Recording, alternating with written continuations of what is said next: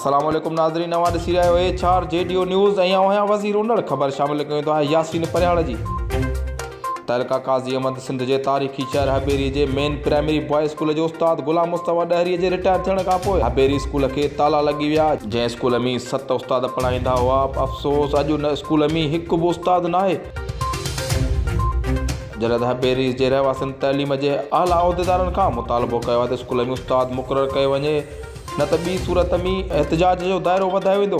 जन में रिटायर उस्ताद अवामी शाइर ग़ुलाम मुस्तफ़ा ॾहरी हबेराई, रईस शाहनवाज़ ॾहरी, रईस इब्राहिम लाखो, रहीम बख़्श जूणेजो ऐं ॿियनि तक जे MPA सरदार ख़ान मोहम्मद ॾहरी, MNA ग़ुलाम मुस्तफ़ा शाह, तइलीम जे वज़ीर ऐं डायरेक्टर तइलीम ऐं ॿियनि वसवारनि खे अपील कई आहे त स्कूल में जल्द खां जल्द उस्ताद मुक़ररु करे मासूम ॿारनि जो मुस्तक़बिल बचाए वञे त जीअं मासूम ॿारड़ा तालीम पिराए सघनि।